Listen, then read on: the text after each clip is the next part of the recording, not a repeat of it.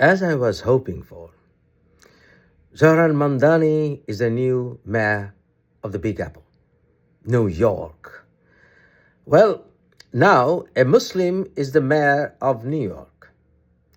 A Muslim is the mayor of London, the greatest cities on the planet. Great news for Muslims, something to be proud of. That's kind of Muslims we want. Time for narratives is over. For the last few decades, we heard that Islam means terrorism, extremism, Muslims are all terrorists and all that. These are all proven to be bullshit. Most of the Muslims are peace-loving people. Islam doesn't teach extremism, but there are extremist elements within the Muslim community, like in all communities. And I learned it through my experience.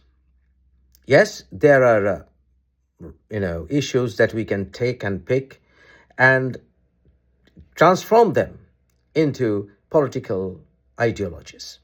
That's what terrorists do. That's what terrorists have been doing. Salafis, Wahhabis, and their cohorts like Al-Qaeda, Islamic State, those are all fanatic and extremist interpretations of Islamist beliefs. And those peace-loving Muslims who form overwhelming majority of the Muslims around the world do not subscribe to those ideas. And we have learned that, as I said, through experience. For myself, I can tell you, I do not believe in the traditional understanding of Islam in many ways. There were times when I questioned my faith and drifted away from traditional understanding of Islam, and I now follow a form of Islam which I believe to be the truest Islam, which was hijacked by many extremists. This happened to all religions over the centuries. Now we have Hindutva in India, what I believe has nothing to do with peace-loving Hindu religion.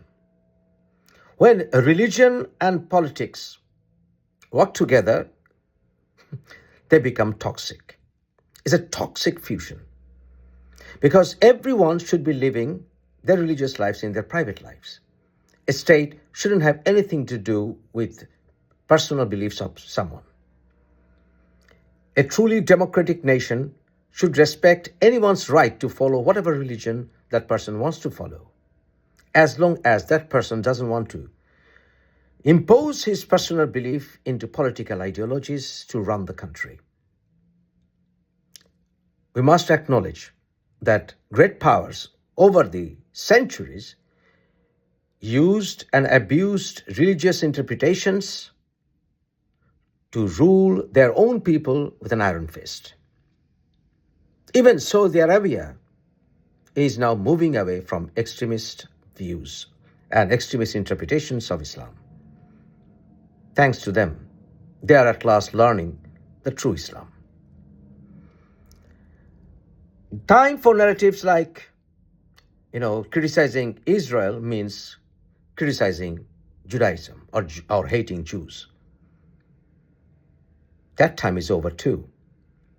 If you criticize Zionism, that doesn't mean that you're abusing Jews.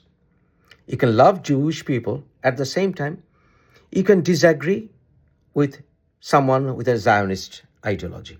You can criticize Israel as much as you want. That has nothing to do with your affection for Jews.